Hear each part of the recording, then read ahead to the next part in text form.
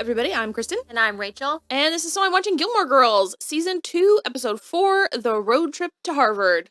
The wallpaper in this episode at the B&B inspired this outfit. LaDon's B&B. Yes, because I don't know if you all know this. I love a wallpaper print, but like on my body. Sure. Either wallpaper or a couch. If it looks like it could upholster a couch, I also want it on my body. She wore that to my wedding. Yes. You wore a couch dress to my wedding. Mm-hmm. That makes it sound ugly. It was so cute. Very cute. It had like a beaded, it was a higher neck, but like a black beaded like neckline. I loved that dress. I kept it forever, even though I like could not fit into it anymore. So I think that was like this maybe second time you met Will. Mm-hmm. And so I would like bring you up after and I'd be like, oh yeah, you know Rachel. And he was like, who? And I was like, you know, the one that wore the couch dress to our wedding. And he would be like, oh, okay.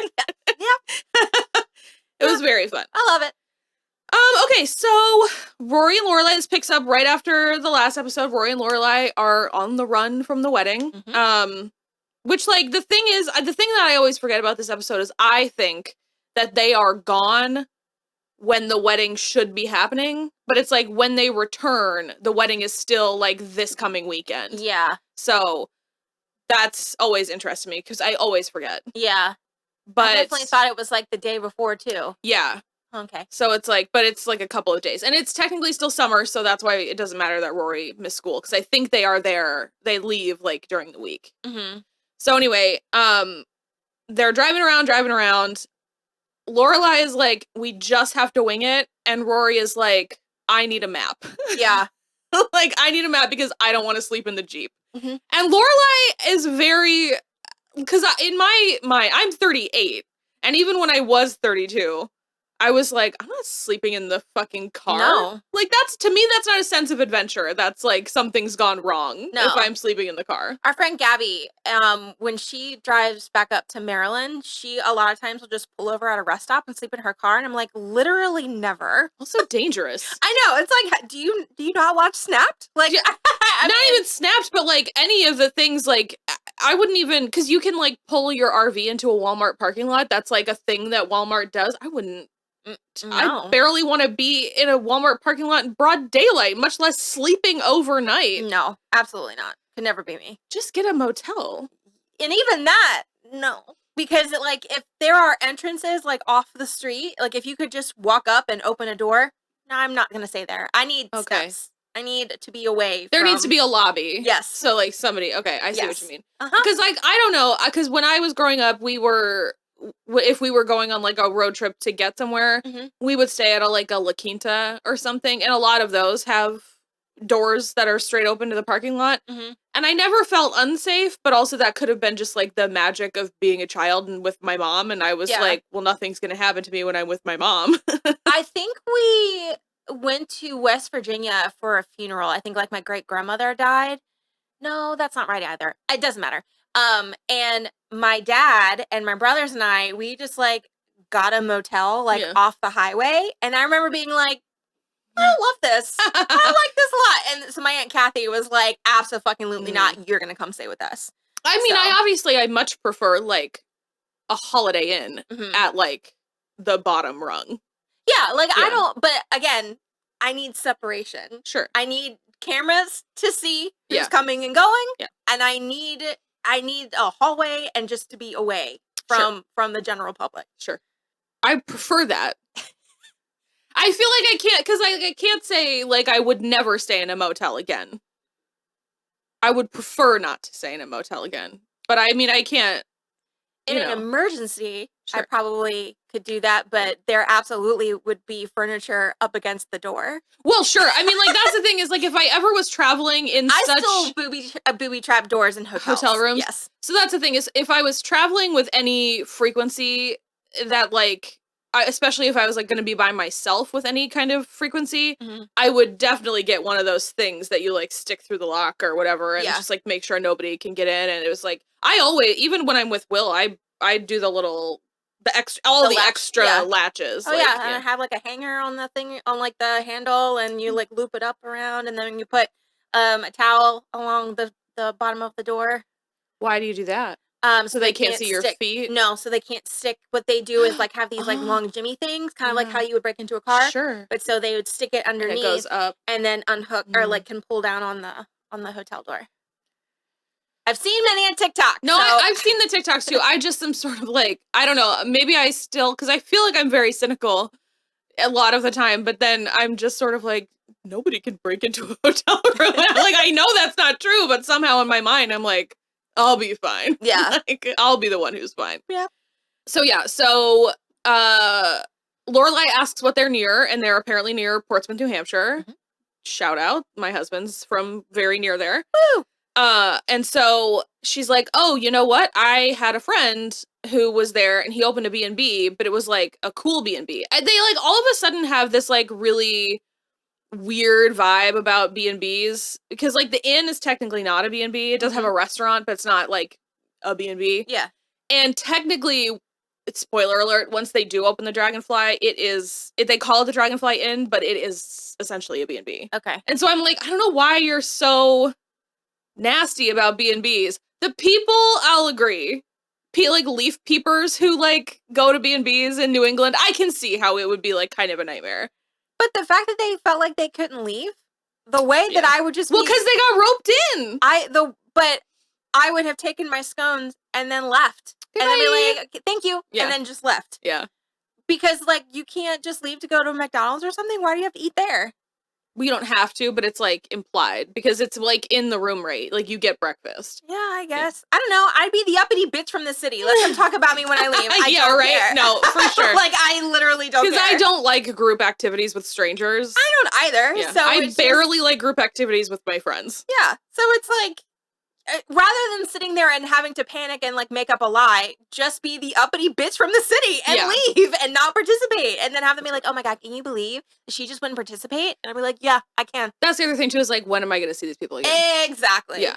So regardless, they decide to go there, and it turns out that her friend Donald doesn't own it anymore. Someone named LaDawn owns it, and it is Pat from Buffy, season 3 opener of Buffy. Yeah, her name is Nancy Lenehan or something like that.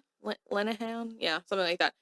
And it is horrifying. It is a lot like the B&B in that one episode of Parks and Rec. Yeah. Yeah. It's nothing but flowers. There's like one cat that's just like always in the same spot. And then LaDawn is like so weird about that. No, the cat's almost never there. And they're like, the cat is always there. And we see the cat there a ton. Yep. Straight up gaslit them. Yeah, I mean... Well, I think it's just I don't think it was purposeful gaslighting. No. Yeah. She's just a weirdo. Just a weirdo. What a weird, well, not weird, but if I were typecast as that character, I'd be really bummed out. She's always that role. In order to be a character actress like that, you have to really know what you look like as a person. I just would be really bummed out. Because, I mean, for a long time, I was typecast as, like, the floozy. Yeah. And then the first time... I mean... look at what you're wearing! This is perfectly tasteful. You know, you look like one of the silly girls from Beauty and the Beast. It's just because I have giant boobs. I know. I don't want them. They may put me in a box that I don't appreciate. I want to cut them off so bad. I don't want to be in this box anymore. It's okay. I hate it so much. You can just wear turtlenecks only. But I don't, because then I'll just look like The Rock, because I have like this. Yeah, because I have all those statement necklaces. Can't do that. Can't win for losing. Oh boy. So the first time I got cast in like a non-floozy role, I was like, "Are you sure?" And they're like, "Yeah." And I was like, in your head, you should have been like, "I'm gonna make this into a floozy." I was like, "I don't." And they're like, "Well, just because your range is better than that." And I was like, "Oh my god, it's so nice." Yeah. But, very funny. Yep. So yeah, they basically are trying to avoid the B&B people. They get kind of roped into scones the next morning, and they thought the coast was clear because there was nothing on the schedule. But then they got down there, and they like all got caught up watching hummingbirds. So they were still down there making scones. And I absolutely love the face work that Alexis Bledel does. Mm-hmm. Especially when Lorelai's like, oh, I gotta make a call, and she's calling Suki to tell her not to make the wedding cake, which is already done, and it's beautiful. It's massive. And so then she just starts cutting pieces and handing them out to the rest of the kitchen staff. But Alexis Bledel goes on this face journey where she's like, Mom, you said you wouldn't work at all on vacation. And she's just like, please don't leave me alone. And then they ask her all of the questions that Lorelai was like, about your fancy school and your cute boyfriend and like all this stuff. And her face is so good. Yeah. She like, I think she doesn't get enough credit because she's not in like a ton of stuff. Like she had a couple episodes on Mad Men and then she was in, or maybe still is in The Handmaid's Tale. But, like, I don't think she gets enough credit for how quickly she picked up acting. Yeah. Because she was just a model when she got this job. And then, like, especially, I think, like, season 2 and 3 are kind of, like, her sweet spot, acting-wise. 4 is pretty good. But it's just it's very entertaining to me whenever she gets to make some of these faces. Yeah. It's super fun. Well, and the fact that she booked a very dialogue-heavy show for not having done any acting work prior, like, that's really impressive. I agree. I super agree. So, the next day, they realize what they're, like, where they are, what they're close to, and, Lorelai decides to secretly drive them to Harvard. Cool. Everyone has Harvard shirts on. Which I know it's like, you go to a college campus, usually everyone's gonna wear the school shirts, but like, Harvard is especially like that, because everyone that goes to Harvard always wears Harvard shirts. Yeah, it's sort of like, it's like the opening of like a joke, like a vegan, a CrossFit person, and someone who went to Harvard walk into a bar. Like, who talks about it first? Like, the Harvard person wins immediately because they have the Harvard shirt on. Yeah.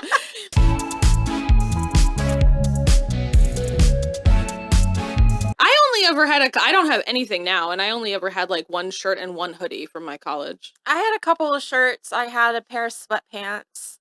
I had a hoodie. And yeah, I don't think I have the sweatpants still, and that's it. Yeah, I don't think I have shirts. Anything. Sometimes I kind of want to buy one, and then I'm like, why? Yeah. Well, Towson University still tries to get me to donate to the alumni fund, and I'm like, no. I'm sure that the College of Charleston does too, except for I don't use that email address anymore. So it's probably going to my old email address. Oh, well. Where I don't look at anything. Oh, well. Yeah. I would give them money too, because I liked it a lot, but apparently my year tuition paid for a new building, because me and Lindsay went back a few years ago and walked around campus, and we were like, where are we? Because it was completely different. I haven't been to Charleston in, I mean, at least 8 years, I feel like. So I don't know how much different it is now, but the last time I went, it was super different. They've like bought more blocks of the city to like build like above some of the stores. So there's like more like housing and parking lots and stuff. So yeah. Well, they took away some of the quirks that I missed. I'm sure they did that too. There were these stairs, and they were called the rape stairs. But it's because the grade was always different on each step. And so there was like lore that they were designed that way to make it easier for women to run away from rapists. Interesting. I don't think that's real. Yeah. But that was what they were called. So like the grading of the stairs was like different? It was like wonky. Oh, weird. Like you'd step down, it'd be really shallow, and the next one would be really deep, and then the next one would be really deep, and the next one would be really shallow. Like, it was really strange. That's super weird. Yeah. Yep. And so it was like, I forget which building it was, but you would like walk through, like, there's like little bit of woods right there, and then would take you down to the student union. So, but yep, they're gone now. Oh. And it made me sad. Well, the things that are kind of quirky about my school, they won't get rid of because they're historic, like super historic. So when you graduate, do you remember in The Patriot when Heath Ledger is signing up for the war? Yeah. Okay, and they're walking through that area. That's my campus. Oh. Yeah, and so they basically, there's like a big round kind of weird mound with stairs on both sides you can walk over. It's called the cistern because it used to be the like water supply for the city. Oh, wow. It's not anymore, obviously, but there was like lore that if you walked across it, it would add a year to your graduation. Oh. Like it would take you a year longer because you walk over it when you graduate. That's where they have the ceremony. Oh, that's fun. It's silly. I love stuff like that. I miss college. And also the building, it was like, it's a really specific color, and it's because like when it was originally painted, it was painted with like ox blood or something, and so it's like like rusty colored. And yeah, it was a very cool school. Very historic. I would like a college mulligan. I don't want to go to college again, like as an adult. Like I would like to go back in time and do college correctly because I lived off campus. I worked full time. I had a full time psycho boyfriend. Like I would have preferred the full. I don't think I was allowed to live off campus my freshman year. Well, because I transferred in as a second semester sophomore. Because you went to CSM. Yeah, and so they didn't offer housing. So I had to live with 3 boys off campus. They didn't offer housing to transfer students? Nope. That's silly. Yep. So there were like affordable apartments that were like kind of school housing, but not, since they were like farther away from school. But Towson's a city school anyway, so there's not like a huge like offering of housing and stuff. Yeah. That's a little bit different now, but yeah, so we just kind of had to find our own thing. Mm-hmm. Well, I wouldn't be able to show you my dorm room because you have to like provide 3 types of identification to get past the fucking front desk. That's good. But yeah, well, like if we ever wanted to have boys over, we had to like go downstairs with them and they had to show their IDs and they had to sign in, and then we had to like take them. We had to like go with them and take them up the elevator, so they couldn't just, because it was an all girls dorm. But I could probably get you into the historic building that I lived in for my middle 2 years. Cool. Yeah. Just like go up to a college student and be like, I used to live on the top floor. Can we come in for a minute? Yeah, they should be like, of course. Because it's all girls too. Of course, girly. I lived in female-only housing all 4 years. Really? Yeah. We're very lucky. Yeah. I lived with 3 boys first, and then my friend Christina and our boyfriends lived with us, and then after that, I lived with my mom, and then she lived with me. Let's be real. Yeah. And then with my friend Shonda. He's the only boy I've ever lived with. Really? Yeah. We're very lucky. Well, like boyfriend boy. I lived with Will and Andrew. Yeah. And then Mike. And you lived with so many boys. No, not Mike. Not Mike. Not Mike. Hot Mike? A different kind of hot Mike. Like trailer park hot Mike. Did I know that Mike? No. Okay. Because he didn't live with us past Hemingway. Okay. But it was like Mike and then another boy lived there too. So it was like there was kind of a revolving door of like 4th bedroom people. But I never lived with a boyfriend until Will. It was wild. It was real wild. I think I only would take a college mulligan to have a little more fun. Yeah, that's why I want it. I want to learn. Well, no, I do want to learn. I probably would have minored in something because I only did my major because that's all I had time for. I minored in criminal justice. Yeah, so I probably would have done more. Yeah. And probably would have done performing arts and like actually done shows and everything. And then actively go out and like see things. Yeah. And do things. I think the thing is I don't want to do college again as an adult, but I'd like to do college again with my adult brain. Yes. Because I like the level of confidence I have now in my late 30s is like astronomical compared to the amount of confidence that I had in college, like high school and college. So I like just didn't put myself out there very much. Oh, see, I always have. No, we're different. We're a lot different. Yeah, the thing is like I have no reason to. Yeah, I had no reason to have so little confidence through high school and college, but because I like had a really decent childhood. I don't have any like trauma from growing up or like anything. My parents were married until my mom passed away, and like so there's like nothing in my past that's like, oh yeah, I can see why you don't have any confidence. But I just don't. Or didn't. I have a lot more confidence. I don't give a crap what people think about me now. But I thought a lot about what people, or I cared a lot about what people thought about me in college. Well, see, my whole thing was I did some sort of performance-based activity for my entire life. And so that always came with constructive criticism and also not so constructive criticism. So, and there always had to be some sort of vulnerability that I was having to put out there. So I think I just got used to it. Yeah, and I swam by myself. Very solo. And when I'm swimming, nobody can, like, I can't see anybody watching me. Yeah. And it's like, if you lose, it's just like, okay, well, hit the training harder next week. It's not like, nobody ever screamed at me for. Well, and I also just knew, I was like, I'm good at this. Yeah, well. So. I knew I was good at swimming, too. Yeah. No, I was just always like, I'm sure, like, give me direction, but like, I'm already starting at a really good spot. Yeah. So everyone else needs to get on my level. Yeah.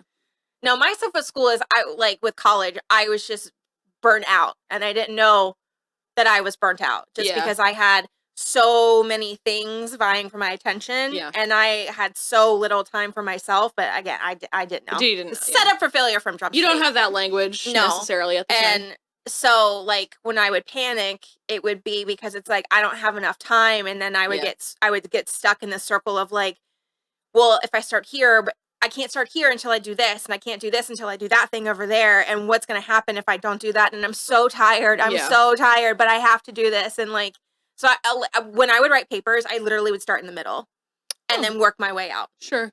Because the beginning part of a paper, the introduction was always the hardest thing for me. Yeah, me too. Or I would be like, I am writing this paper, and then write in the direction of the assignment, and then go and write the middle of it. Yeah. Like I was in the middle of a conversation. You know how teachers always, this episode's a mess.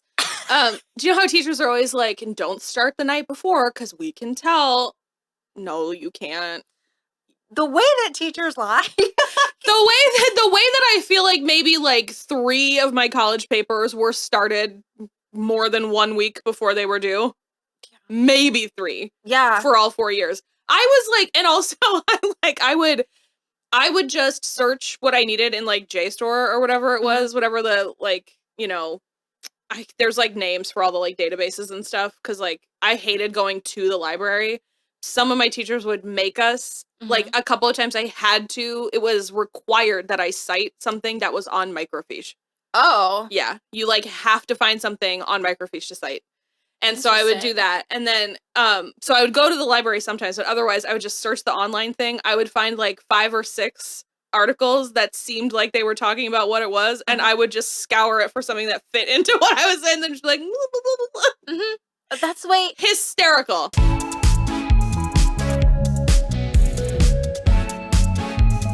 To actually bring it back to the episode, the way that Rory immediately freaked out looking at the library and being like, I suck. I haven't read this, or like I've only read 300 books and I'm only 16. How am I supposed to read 13 million or whatever books?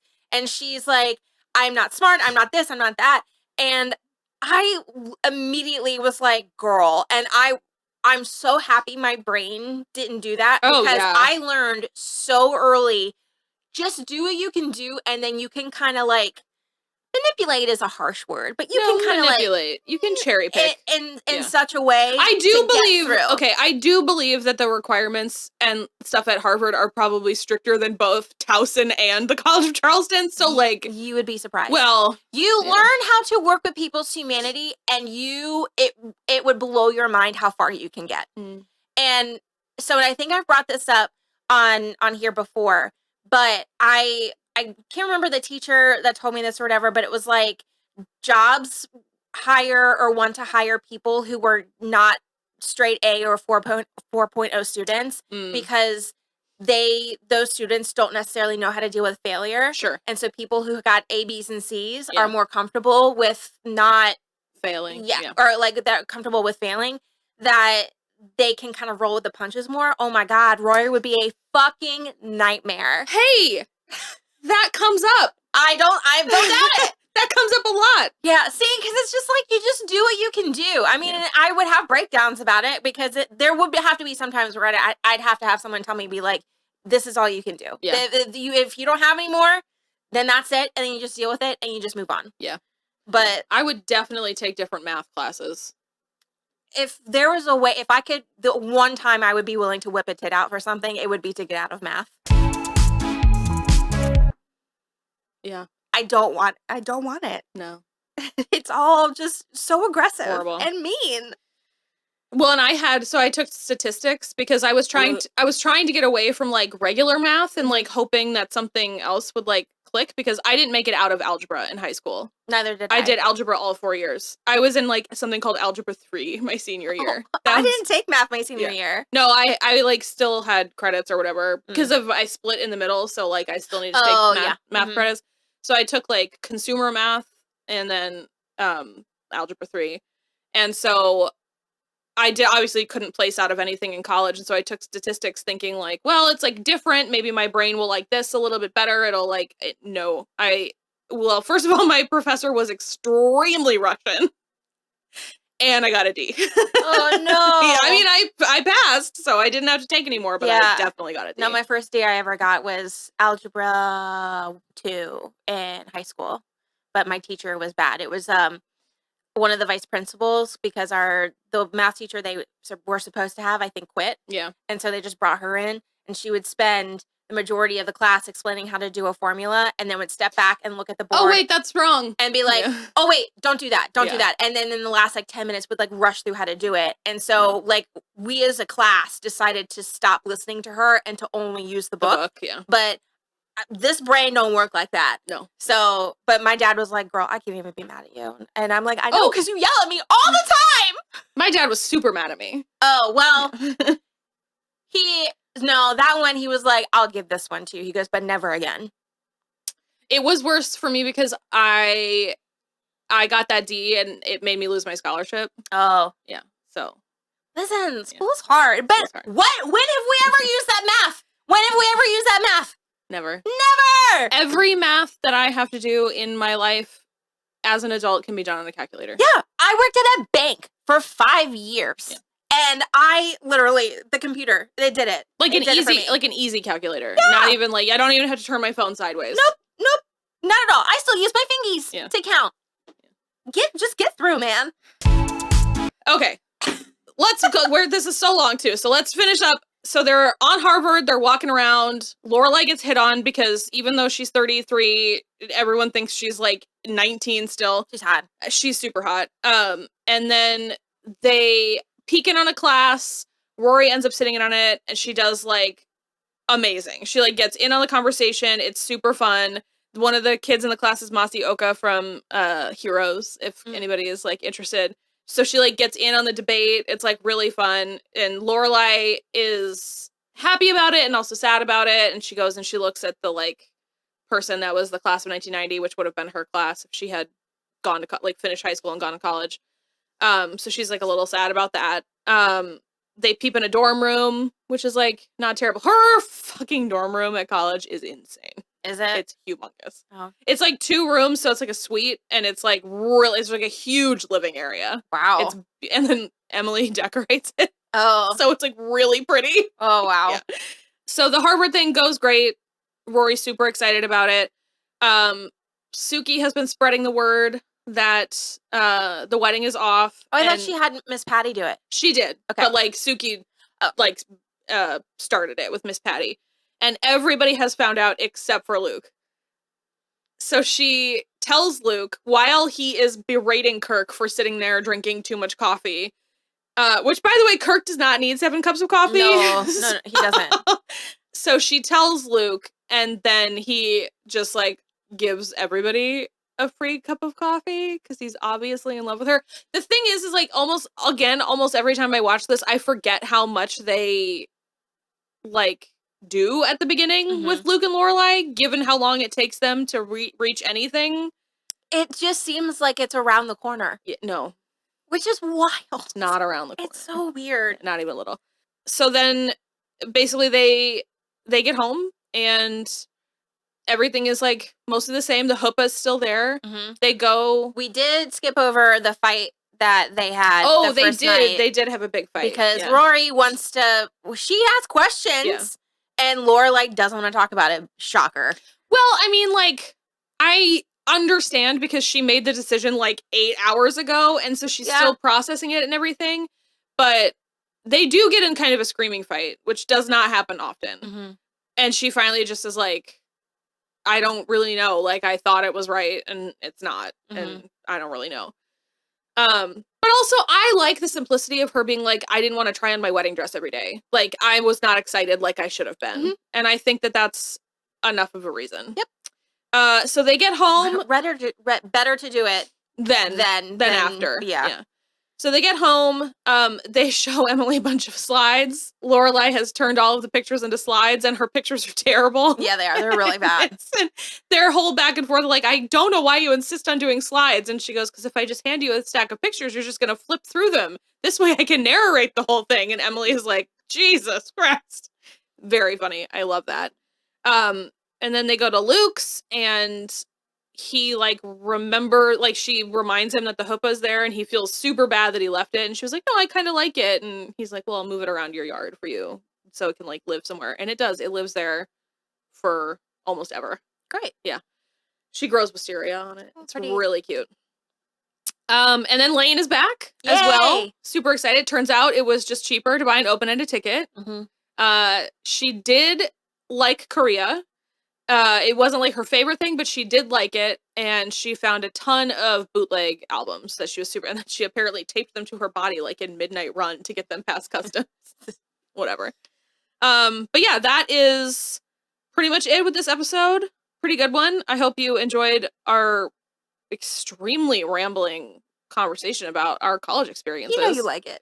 We're happy to tell you more if you have specific questions. Yeah.